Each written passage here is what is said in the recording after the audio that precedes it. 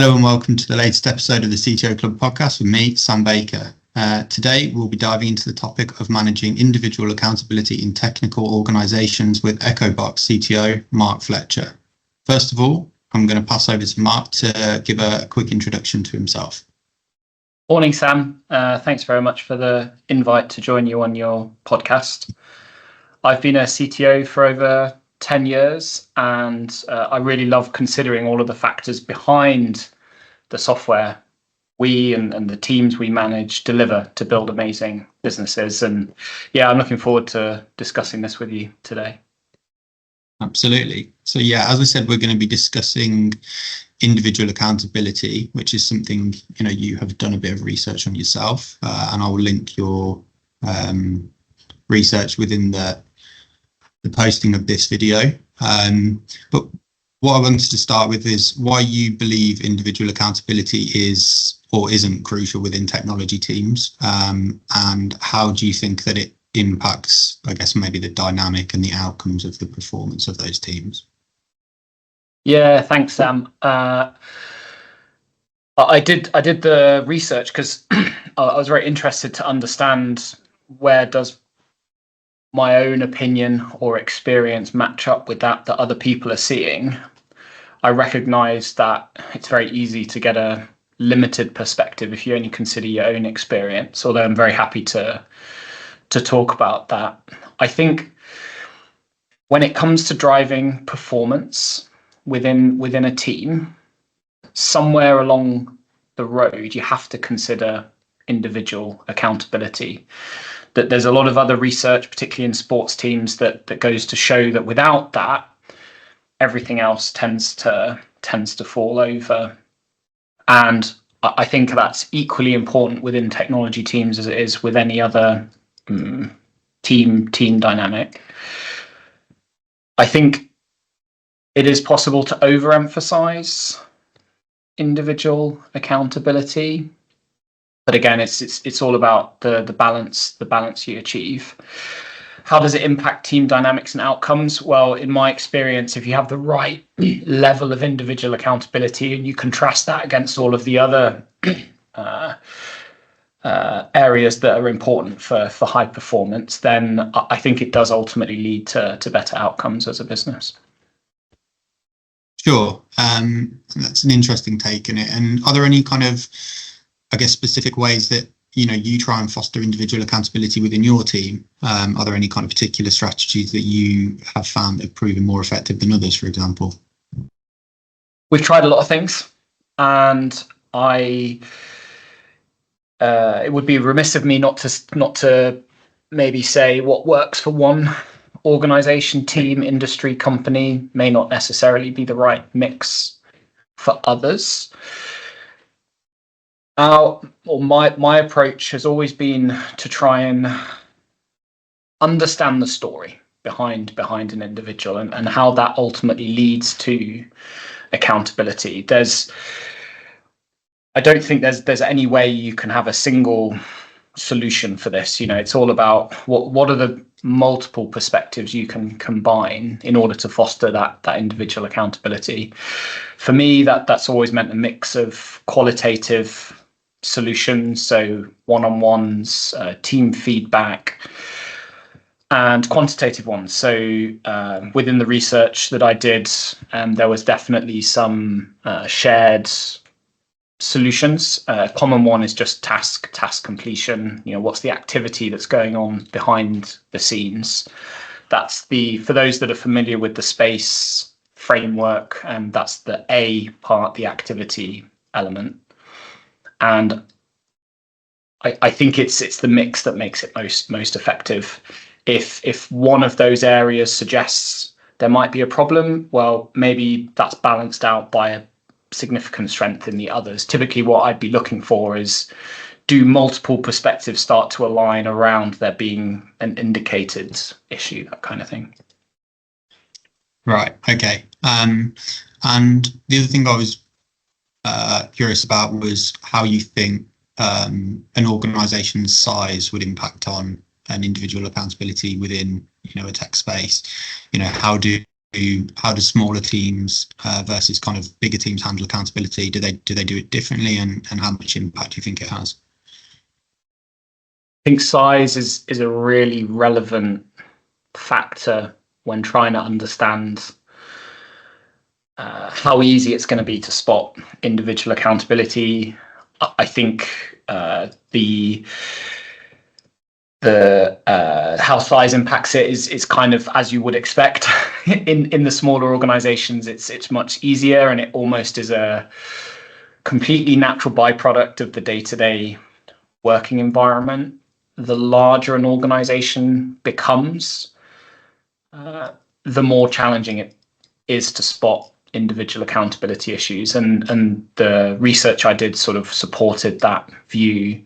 Again, I don't think anyone would say that's controversial, and I think that's just down to the level of challenge and complexity that's involved in the organizations. And given that individual accountability is a mix of things, the more complexity that gets wrapped up in, the harder it is to spot. Absolutely. And would you say it would be easy to lose track of if a company, maybe started small and, maybe had a funding round and went through like a large scale expansion in terms of hiring? Would that be, as a CTO, difficult for you to kind of keep the lid on as it goes through a period of, quite quick growth? Yeah, I think that's actually really common, and it's a byproduct of people expecting to have this understanding of individual accountability for free, effectively, when they're small. It's just something you're aware of. So the assumption is, as you grow and you start spinning more plates and you have more pressures on you, particularly as a leader within a growing organization, what people don't recognize until maybe they've had a few car crashes with people is as you grow and there's more things going on, you also need to invest a little bit more proactively in understanding, how is my team performing? What's working well? What's not working well? Do I have anyone within the team that's maybe not pulling as much of their weight as the majority? And the good thing is it's rarely a big problem. It's in teams where there is an accountability issue, it'll be a very small fraction of the team. However, the impacts of that can obviously go well beyond the individual. If it starts to affect team morale, or other people think, well, this person's not doing that much, so maybe that's okay, and then I'll do less. And before you know it, your entire team or organization's impact and productivity is suffering as a result. Absolutely. And as a CTO, would it be something that you would emphasize to your organization? Maybe when you have meetings with them, is it something that you proactively would speak to them about, taking accountability for the way that they work, or is it just kind of expected and kind of ingrained into the culture, or a mixture of those things? So I think the best approach is always that everyone understands right from the beginning that this is just a required part of our culture. And if something isn't working, that's something that's highlighted and spoken about. My goal as a CTO has always been to start at the outcomes first. And typically that will mean, are you delivering the software or the hardware that's bringing value to your customers and the business? If that's working really well, then the time I would be investing into understanding the underlying contributions might be lower. If for whatever reason the outcomes aren't being delivered as you would like them to, then a very important step that I think every CTO should be taking is understanding, what are the factors that are causing us to not hit these outcomes. One of which might be, what's the individual accountability like within my org. Absolutely. And do you kind of bestow the same message on, maybe your directors of engineering or your engineering managers to kind of ingrain that further down the channel, as it were, into the engineering teams? Yeah, absolutely. Like culture is not just something for leadership, right? It's your goal is to have the same culture across the organization, right from the top to the bottom to the top.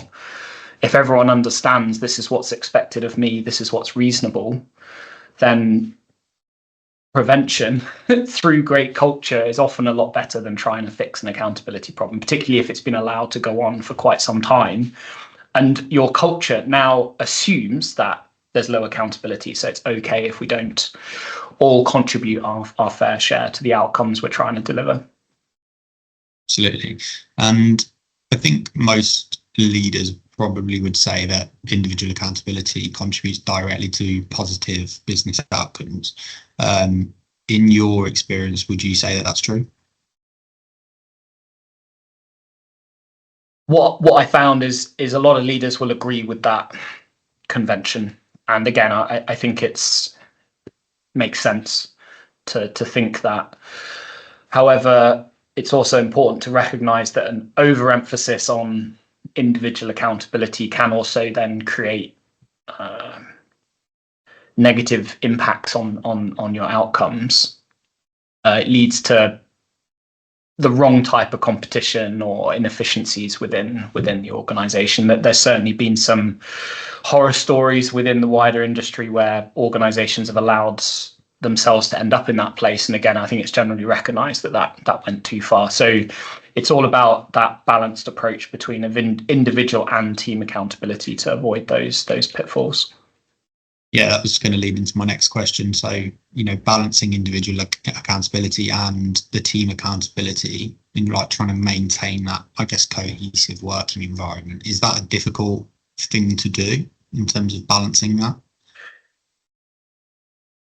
Absolutely. I think a lot of leaders will recognize that there's different factors at play, whether it's an individual's or a team's motivation or performance or delivery, whether you're balancing technical debt against new product development. I think the biggest challenges any leader faces is about balancing out what these different factors should be contributing, and also recognizing that what might represent a good balance now is not what the right balance is in future. That can depend on company stage and industry challenges. And I think when it comes to managing high performing teams, trying to find the right balance ultimately between team accountability and the rest is really where leaders will come into their own. And I think that has to start with culture. It has to start by looking at the outcomes that we're delivering and adapting to where you think the problems might be within your organization in order to become more efficient and more high performing. Always striving to become better tomorrow than you might be today. Yeah. And you mentioned a couple of horror stories that maybe you'd heard within the industry. I mean, how difficult would you think it would be if there was a fairly widespread individual accountability issue within the business that had been allowed to kind of fester, and then maybe when it's slightly too late and trying to overturn that, how difficult would that be? So I can't speak from personal experience because this has always been something I've been conscious of. I've always tried to be proactive and catch it before it's arguably too late. So speaking from the little I know of where this has happened in industry, I think it takes time. Changing a culture within an organization is not something that happens overnight. It happens on the order of months. And if you're a very large organization, then maybe you're even talking a year or 2 years. And that has to generally happen slowly. You pick one area within the business where you try and change the culture, and then you try and make other people within the organization recognize how that is better, and then encourage them to adopt the same benefits. One of the stories, I know it's a little bit outside the software industry, but it was when a London fintech organization wanted to try and relax their not fintech, sorry, just finance organization wants to relax their dress policy and see how that would impact the performance. And what happened is they just took one small area of that organization, relaxed the dress policy, saw how things performed, recognized that it was performing better, and then that became sort of an example for the rest of the organization to slowly adapt to as well. Interesting. And I guess going back to maybe more individual aspects, if you have noticed that there's an issue with, an engineer or an employee's accountability, and you have concerns, how would you approach that from a kind of leadership position? Yeah, great question. It's great to distinguish between trying to recognize if there might be an accountability issue, and then the process you follow to try and confirm whether that is the case. Often those are very separate. And a lot of the, I think, strategies that are spoken about in the research that I did, a lot of those are related to recognizing that there might be a problem. And then, you start to dig in more and try and see the broader picture. And that often takes a little bit longer. If you've recognized that there might be a problem, then I think the first step is actually just to speak to the individual and get their input. It might be that there's very good reasons for why the ways in which you're trying to recognize potential issues is suggesting there might be a problem. And then it's about having that ongoing conversation with someone. If they agree that there might be a problem, putting together a plan with them to address it, giving them a certain amount of time in order to do so. If they don't and the problem continues, then the ultimate conclusion to that is likely they won't stick around with the business. Absolutely. And do you think there's an element of, this could be quite subjective from a leader's perspective, and maybe before you spoke to an employee, you would have to have some data or, information to back up that conversation, because obviously some people may view individual accountability different, from a management perspective and then going into a leadership perspective? I think it's impossible to be completely objective for these kind of things. There's always going to be an element of subjectivity, and the more a discipline is creative in its nature, given that creative arts are largely subjective anyway, that the same challenge exists when trying to understand an individual's accountability. This is why experience as a manager, experience with industry, experience of the discipline, if you're trying to have that subjective view, is critical. And in some organizations where maybe the manager responsible for individuals doesn't have that insight, it makes actually recognizing an individual accountability issue all the more difficult. So yes, it is subjective. Being able to compare the picture you're seeing for an individual against those of their peers can be very useful. Elements of that which are transparent and publicly shared within the organization can also make that a little bit easier, because when you have that conversation with an individual where there might be a problem, you can ask them for their view and say, why does the picture for you suggest this? And we think that's a problem, versus this is what you're obviously aware of in your peers. What's preventing you from having a similar impact? And again, I think we're not trying to make all individuals the same. It is about recognizing the differences and the diversity within the team. And some people will have strengths and weaknesses that others don't. That's the whole point of having cross-functional organizations. But that's just where the story starts. I think there will always be a point where as a leader, you have to say to people, this isn't acceptable for us as an organization, and it's about having that conversation with them. Right, absolutely. And I think following on from that, do you have any kind of examples of qualitative or quantitative measures that help you, track this with individuals?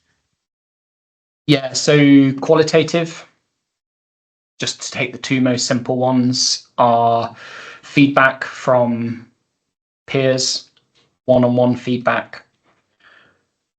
Quantitative are things like PRs completed if it's a software engineer. Again, there isn't any one here that should be considered more important or more indicative than the other. They all have to be combined into a complete picture. Ultimately, the more information that is available, the better. But there's always going to be a trade-off between the effort it takes to get the information versus the value that it might bring. So what you tend to find, particularly within larger organizations, is there's more standardization or tooling or frameworks that help track a lot of this in a very low cost, low time way.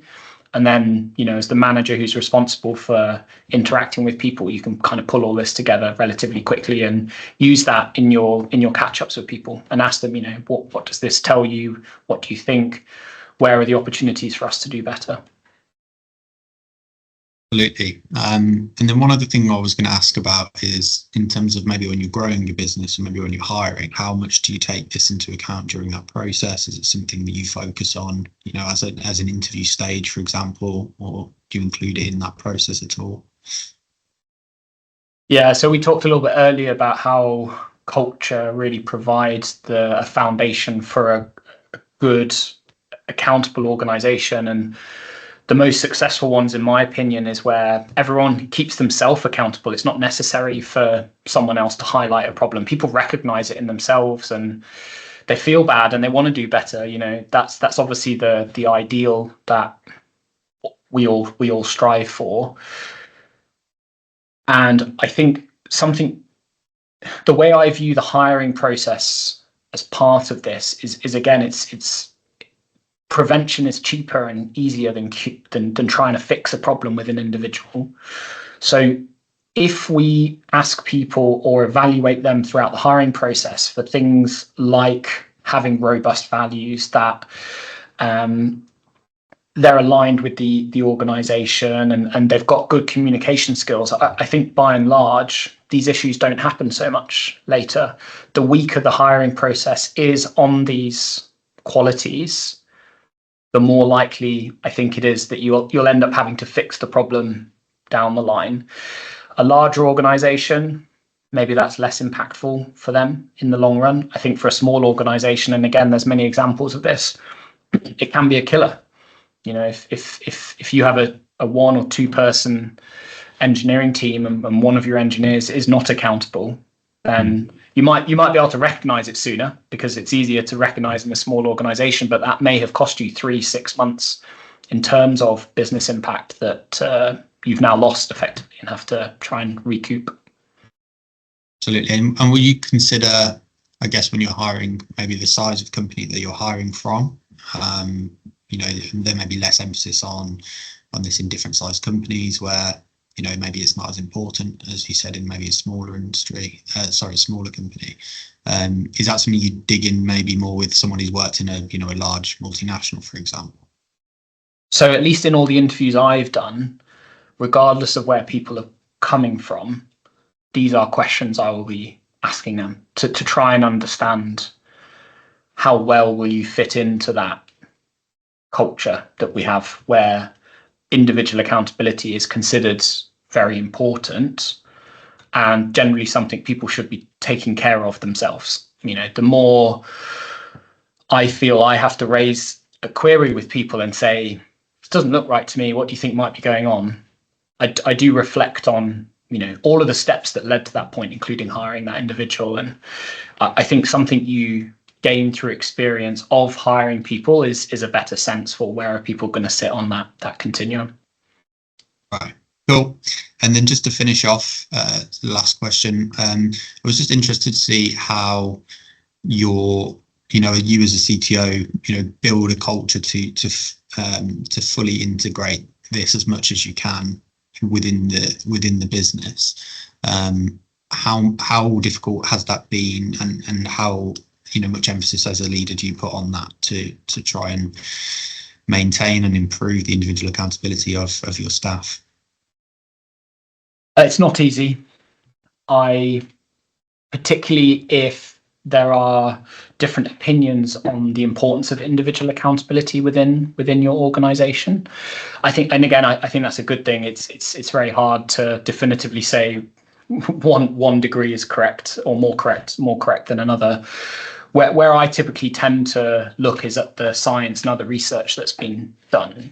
So I'm always aiming for a generative culture which has good information flow, high trust, which includes I trust that you will look after your own accountability. And I think it's also easy to show that when our outcomes start to suffer, when you do the investigation to understand what are the contributing factors, well, maybe there's been a little bit of a breakdown in the culture. Maybe people are not feeling as psychologically safe as they need to in order to take the decisions to move forward quickly. Is learning being supported within the organization, which might include the importance of making sure you try your best at all times, that kind of thing. And I think it's a slow process. For a lot of smaller businesses, culture is not something they're putting a proactive thought into because their priority is to stay in business. Again, I think that's completely normal. They'll cross a point. Maybe it's their first major funding round and they're hiring lots more people, that they want to make sure the people they're hiring are going to match the culture that they have. And it's a curation problem. You know, the culture of an organization can drift and change over time.